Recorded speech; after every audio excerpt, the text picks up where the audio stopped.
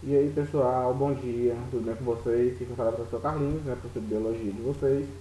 Gente, hoje nós vamos falar um pouquinho, né, iniciar o nosso estudo sobre histologia, né? Já foi iniciado no presencial, então hoje eu vou fazer aqui uma recapitulação do que a gente já viu, né? No presencial nós já tivemos o tecido epitelial e o tecido conjuntivo, parte 1. Então aqui eu vou fazer um geral com vocês sobre o que a gente já viu para ficarem todo mundo com o mesmo conteúdo, tá certo?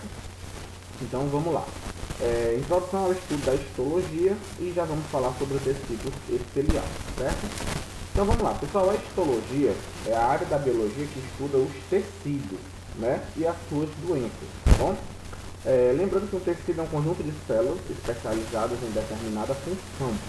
Então, um conjunto de células forma um tecido, que é o que a gente vai estudar. O conjunto de tecidos forma um órgão e o conjunto de órgãos forma um sistema. A gente não vai estudar aqui os sistemas do corpo humano, a gente vai estudar os tecidos, tá bom? Mas que o estudo dos tecidos ele é a base para você entender o estudo dos sistemas do corpo humano, tá bom? E aí, dentro da biologia a gente divide os tecidos em 4 grupos. Então nós vamos ter o tecido epitelial, né? O tecido muscular, o tecido nervoso e o tecido conjuntivo. Só que dentro do tecido conjuntivo nós vamos ter 4 tipos de tecido conjuntivo. O tecido conjuntivo propriamente dito, tecido ósseo, tecido cartilaginoso e tecido sanguíneo. Hoje nós vamos estudar o tecido epitelial e vamos estudar o tecido conjuntivo, a primeira parte dele, tá bom? Então vamos lá. O tecido epitelial, que é esse que vocês estão vendo aqui agora, né? Ele é formado por uma ou mais camadas de células que reveste a parte externa ou internamente a superfície do corpo. Então o tecido epitelial ele é um tecido principalmente de revestimento, tá? As células do tecido epitelial, gente, são células muito juntas. Você vê aqui nessa imagenzinha aqui, ó. Percebam que as células elas são muito próximas uma da outra. Entre uma célula e outra, existe o que a gente chama de matriz extracelular, né, que é um líquido que fica entre as células. Só que no caso do tecido epitelial, existe pouca substância entre as células. Por quê? Porque praticamente não tem espaço entre uma célula e outra, porque elas estão muito juntas, tá bom? Então a principal função do tecido epitelial é a proteção, porque ele reveste a superfície do corpo. Então você tem tecido epitelial no rim, revestindo a uretra, os pulmões, né, revestindo ali a parede do esôfago, do estômago. Ele absorve nutrientes, tá? E ele secreta substâncias, tá bom? Então essa aqui é a principal função do tecido epitelial, tá certo? E aí, gente, nós vamos ter dois tipos de tecido epitelial. Nós vamos ter o tecido epitelial de revestimento e o tecido glandular. Só um detalhe, ó. Você está vendo nessa figurinha aqui, né? O tecido epitelial ele tem grande capacidade de renovação, tanto é que as células da nossa pele, por exemplo, todos os dias elas se renovam, tá? E aqui você tem dois tipos de tecido epitelial, três na verdade. Você está vendo aqui, ó, o epitélio simples, né?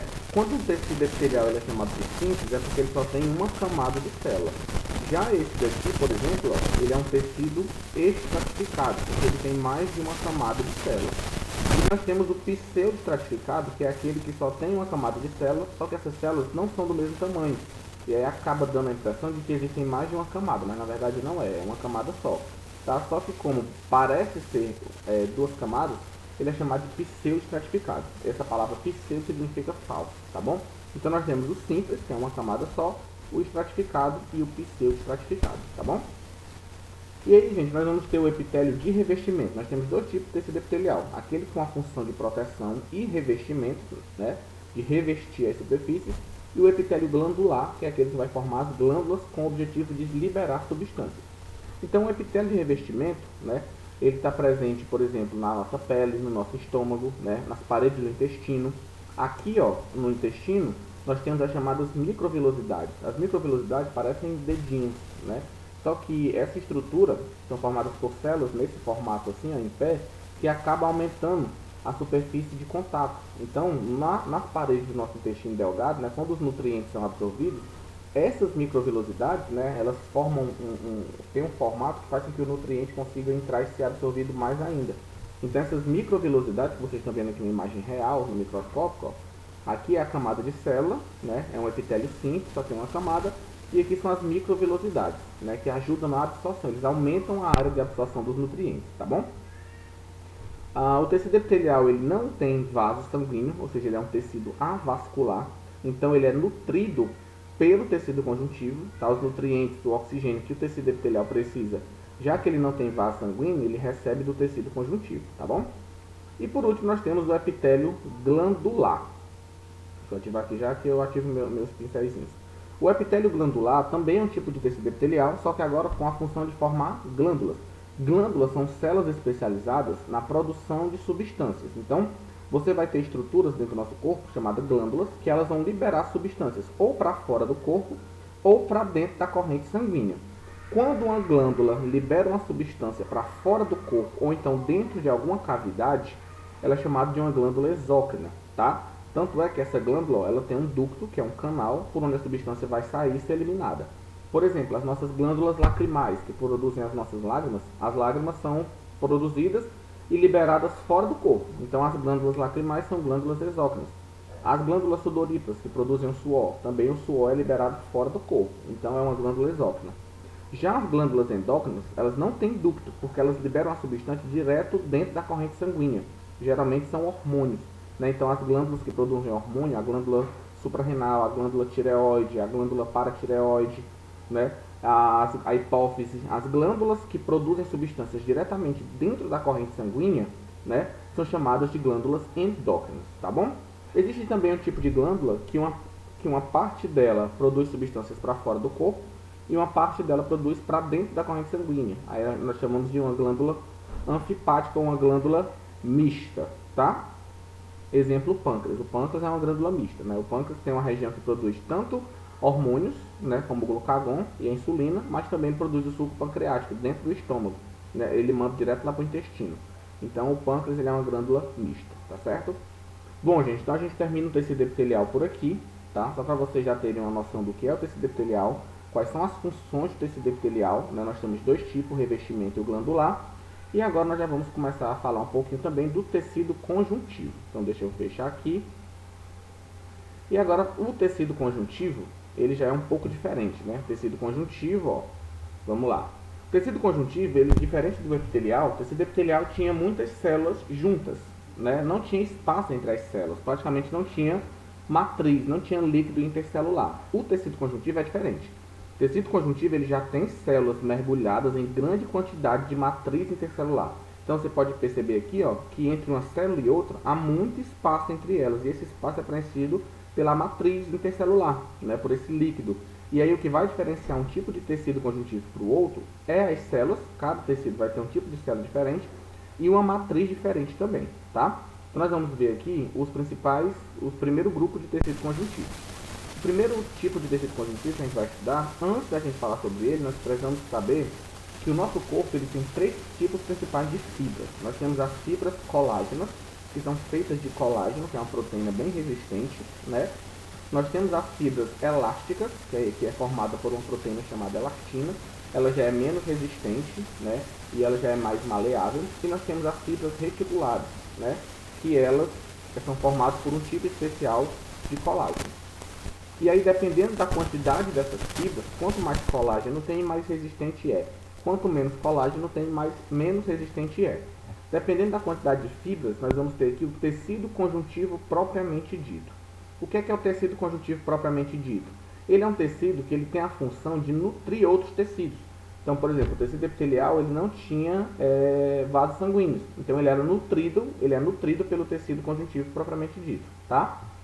Ele é um tecido vascularizado, tá? A matriz, ou seja, o material entre as células, né, entre uma célula e outra, existe muito espaço. Esse espaço é preenchido por várias fibras, né? E aí, dependendo da quantidade de fibras, nós vamos ter dois tipos de tecido conjuntivo propriamente dito. Nós vamos ter o tecido frouxo, que possui poucas fibras, né, e preenche os espaços no corpo. Tem vários tipos de célula, que a gente vai ver depois quais são essas células, né, os fibroblastos, mastócitos, tá? E nós temos o tecido propriamente dito denso, tá? O tecido denso, ele é rico em fibras de colágeno e ele é mais resistente porque ele tem mais fibras de colágeno. O tecido frouxo tem menos colágeno, tá? E ele está presente nos tendões e nos ligamentos do nosso joelho, por exemplo, né? Nosso calcanhar, nos tendões, nos ligamentos, nós temos a presença de tecido denso, tá? Que é um tecido mais resistente, ok? E aí, pessoal, nós também temos aqui, ó, aqui eu coloquei uma imagem no microscópio para você ver, aqui é a nossa pele, né, aqui é o tecido epitelial, né, o epitélio de revestimento da nossa pele, só que embaixo do tecido epitelial, né, da nossa pele, nós também temos o tecido conjuntivo, né, aqui o denso, que é a presença das fibras, e aqui o frouxo. Esse tecido conjuntivo é que nutre, né, que envia nutrientes para o tecido epitelial, já que o tecido epitelial ele é avascular, tá bom? E aí, pessoal, nós também temos aqui o tecido adiposo, tá bom?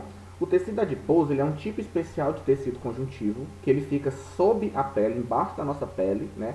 A nossa pele tem 3 camadas, a epiderme, a derme e a parte subcutânea. Na região subcutânea é onde fica o tecido adiposo. E o tecido adiposo ele é formado por células adiposas ou adipócitos. E qual é a função desse tecido, Carlinhos? A função desse tecido, gente, é armazenar gordura, né? Então você está vendo aqui uma célula adiposa, tá? E essa mancha amarela aqui, né? Esse líquido amarelo aqui dentro é gordura. Então as nossas gorduras, né? Elas ficam armazenadas em células chamadas adipócitos, que são as células adiposas, e pertencem ao tecido adiposo. E qual é a função dessa gordura? Proteger os órgãos contra traumas, né? A gordura ela serve para proteger muitos órgãos, reserva de energia, né? Tudo que você come que não é gasto pelo seu organismo é convertido em gordura e é armazenado na forma de gordura. Então, quando seu corpo precisa de energia, ele vai queimar gordura, né? Então, a presença de gordura ela é importante. Óbvio que em excesso, né, a gordura pode dar problema, pode levar a obesidade, pode levar a problemas no coração, mas não significa que a gente não precise de gordura. Nosso corpo precisa sim ter uma quantidade de tecido adiposo, tá?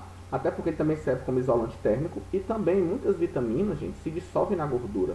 Existem vitaminas como a vitamina A, a vitamina D, a vitamina K, por exemplo, que ela só se dissolve na gordura. Então, se a pessoa não tem uma quantidade adequada de tecido adiposo, ela vai ter dificuldade de absorver essas vitaminas dos alimentos, tá bom? Então aqui, ó, nós temos a imagem do tecido adiposo, dá para você ver aqui as células, ó, são células bem grandes, os adipócitos, né? Perceba que aqui você tem várias, ó, todas essas células têm gordura armazenada, né? Isso aqui é o que vai formar o nosso tecido adiposo, tá bom? E aí nós temos dois tipos de gordura, né? Nós temos o tecido adiposo branco, é chamado de gordura branca, e nós temos o tecido adiposo marrom, que é um tipo de tecido adiposo onde você tem nas células muitas mitocôndrias, né? Produzem muita energia e deixa com que a gordura fique marrom devido à presença de mitocôndrias, tá? Aqui mais uma imagem do tecido adiposo, ó, nós temos aqui os adipócitos, tá? Que são as células de gordura, e o tecido adiposo também é um tipo de tecido conjuntivo, ok? E aí, pessoal, para encerrar, né, nós vamos parar aqui, ó, nós vamos parar no tecido ósseo, tá certo? Então a gente viu a primeira parte do tecido conjuntivo, nós paramos aqui no tecido ósseo.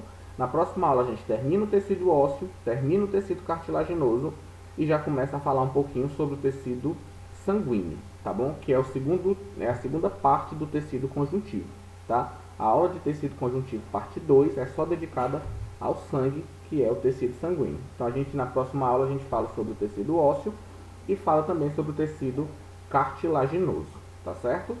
Então a gente vai parar aqui, ok? Então, gente, fiquem bem, né? Se cuidem, fiquem com Deus. Faça as anotações, tá? E na próxima aula a gente continua com os nossos tecidos, tá bom? Valeu!